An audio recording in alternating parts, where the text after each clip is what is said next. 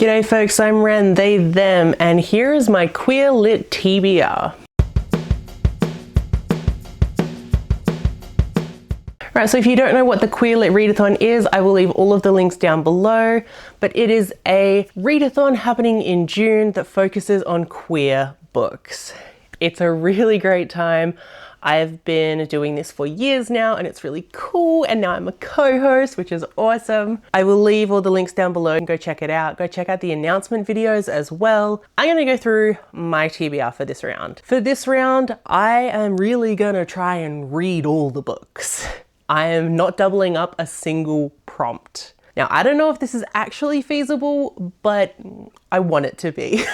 For the outside prompt, I'm going to read Camping with a Co-worker by Sam Kestrel. So this is a really short sapphic novella, I guess. Obviously about two co-workers going camping together for work reasons, I believe. One of the co-workers has never been camping before, while the other one is kind of a seasoned camper. So they definitely have to work together a lot. And I think feelings and sexy times happen. I don't know, but this has been on my Kindle for years and I always just scroll past it. So it's about time I read it. Now the next prompt is the group read. So if you have watched the announcement video, you already know what this book is, but it's The Wrong Answers Only by Tobias Madden. I'm so excited for this. I have loved a Tobias Madden book in the past, so I'm really excited to read another one of his books. Now I could have used this book for like 4 prompts, but I'm not doubling up this time, so yep.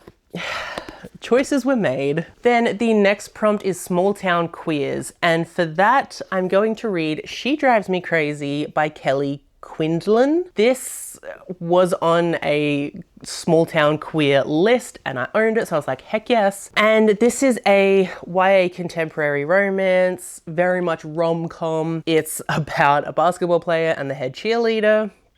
Fun times. It seems like there's a rivalry happening, but not really between them, but between, I think, maybe that girl in the background and that one, and this girl is the basketball player's ex, maybe. I'm probably describing this really wrong, but the synopsis was a little bit confusing. Yeah, there's an ex-girlfriend problem, and then I think the ex-girlfriend puts together some kind of fake dating thing for like these two, but then they actually fall in love instead of whatever the hell the fake dating thing was. I have no idea. The synopsis was kind of confusing. It said fake dating, it's queer, it's a rom-com. I think I'm gonna have a good time. So the next prompt is a choose your own prompt.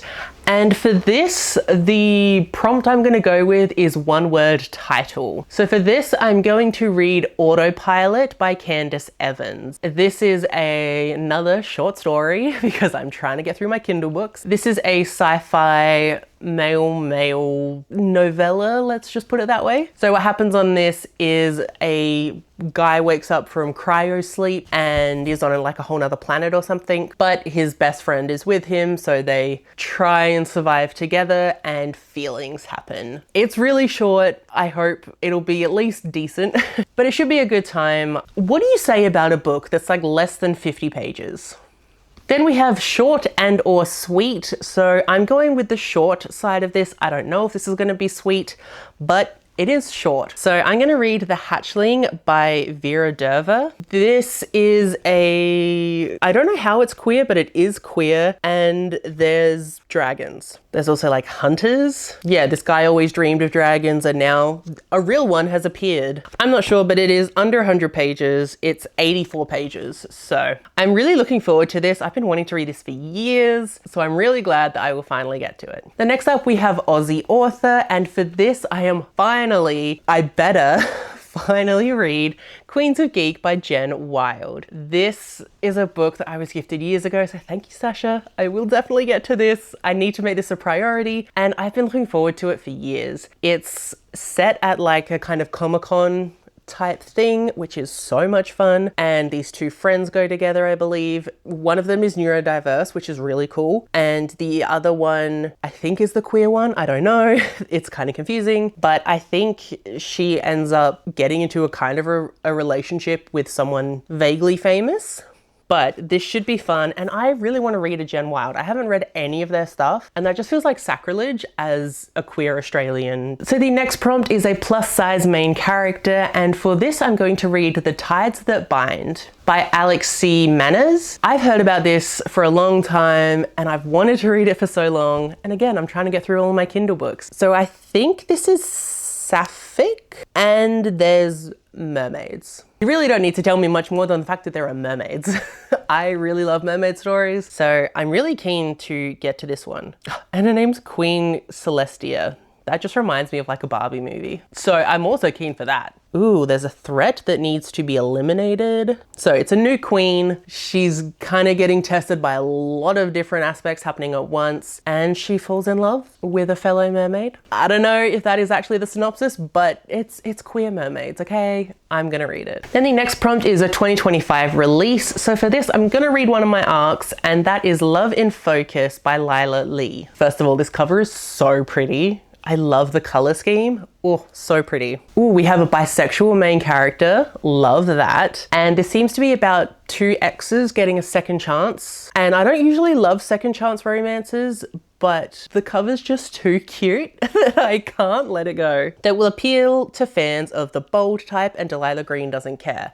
Delilah Green, one of my favorite books, so I'm keen for that. So it says, as a 7-year-long relationship suddenly falls apart, and relationship advice columnist Gemma Cho is convinced that love doesn't exist. As a bisexual woman who's had zero luck with both men and women, she's ready to give up on her own romantic prospects when she gets paired with Celeste Min, a world-renowned photographer on a highly visual, potentially career-saving piece of modern love. They would be so good together if it wasn't for the fact that she's Gemma's ex. Okay, I'm actually really keen for this. This sounds like a lot of fun. So the next prompt is alliteration, and for this I'm gonna read Gruesome Getaways by R.N. Cogley. This is another arc that I've got that I haven't read yet, which is very sad because it sounds very cool. This is queer horror. So this says, when 23-year-old master's student Tag Kelly joins his twin brother and his girlfriend on their getaway to a cabin in rural Ireland, he hopes to escape all of the drama that's been destroying his life. He wants to forget about his thesis deadline and the terrible, never-ending bad news that fills the headlines. Most of all, he wants to forget about his cheating boyfriend. But Tag soon finds much more than mere cheating scandal to worry about. As soon as the trio enters the eerie village of Killamercy? I mean, that's a suspect name already. I mean, odd things begin to happen. To a strange man peering into the window of their cabin, a mysterious break-in, and a unique Celtic symbol haunting Tag wherever he goes. It sounds really fun. It's also really short, it's only like 100 pages. It sounds like a fun time. It sounds like, in the best way possible, like one of those cheesy horror movies. But those are the ones I love. So I think it'll be really fun. And it's some good alliteration as well. Then for one-time author, I'm going to read Being Hers by Anna Stone. I have only read one other Anna Stone, which is Tangled Vows, and I did really enjoy that. But it's been years, I haven't read anything else by this author, so I can read something now. Okay, so these two women meet. It says, soon Melanie finds herself caught up in Vanessa's sensual game of submission, power, and control. This makes a lot of sense because Tangled Vows by the same author did have some BDSM stuff sprinkled into it.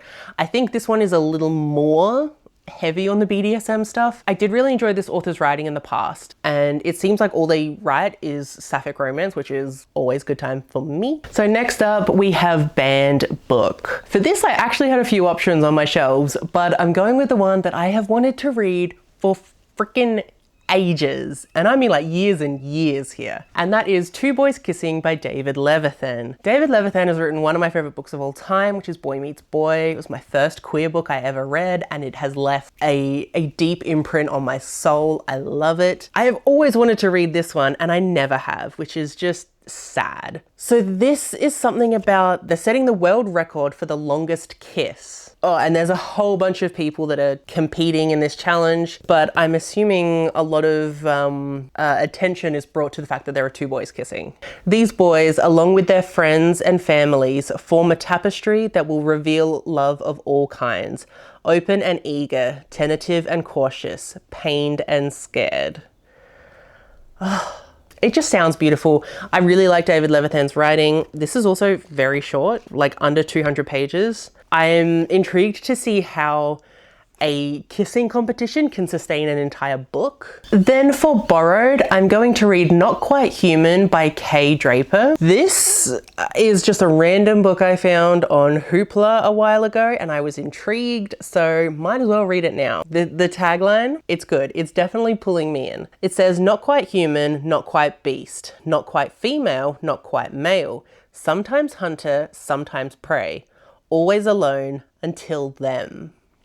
That sounds really cool. So I am pretty sure this is an intersex book, which is great. I have never read an intersex book before and I desperately want to. So this one sounds like it would be really cool. There's apparently a leprechaun and a half ogre and a siren. Wow. It sounds like a really good time for me. I love mythical creatures. There seems to be like a hunt happening. A hunt for mythical creatures is always a good time for me. So I am really looking forward to this. I hope it'll be good. I think it's actually going to be really good. Whenever I find a book that I've never heard of, I tend to really enjoy it. Then for the 1990s prompt, I'm gonna read Am I Blue, edited by Marion Dane Bauer. This is a anthology, I guess. I don't think it's fiction. I'm pretty sure it's non-fiction. It says each of these stories is original. Each is by a noted author for young adults. Okay, it is fiction, never mind me. And each honestly portrays its subject and theme, growing up gay or lesbian, or with gay or lesbian parents or friends. It should be interesting. I'm just seeing if I've read any of these authors before. I have not. I've heard of Jacqueline Woodson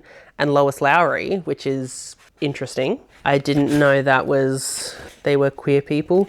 Or for all young people in their search for themselves. That's sweet. But this should be cool. I've heard a lot about this. Might as well, if I've got it, might as well. I know I'm not saying anything about it, but I mean, it's a short story collection. All right, if I read one story like every other day, I should finish this during the readathon. Then for manga, I had so many to choose, but I think I'm gonna go with My Boyfriend is a Dog by Kadiro. Like, that's so freaking cute. So yeah, we have a gruff and stoic dog man who can't help but wag his tail whenever he sees his boyfriend.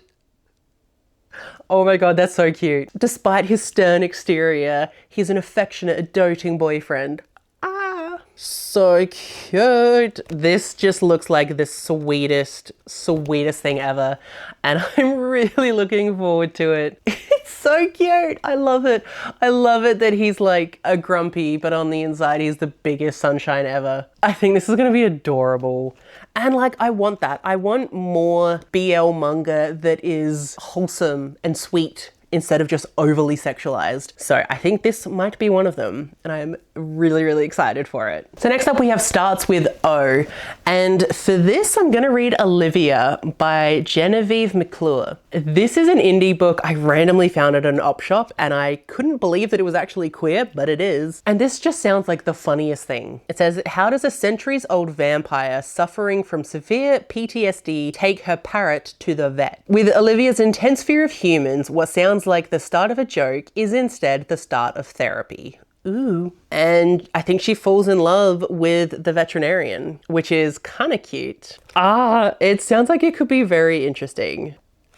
I just saw some cute dialogue happening, so I am really looking forward to this one. And then the last prompt for the Queer Lit Readathon is continued. Now, I went back and forth on what I wanted to do with this. I was originally just going to continue a series that I've started, but what if I actually finish a book I started a few months ago? So I'm doing that. So that is How to Get a Girlfriend When You're a Terrifying Monster by Marie Cardno. I think I started this during the Roll of Reads readathon, which was in March, I'm pretty sure. And I got 22 pages in before the readathon ended, so I just stopped.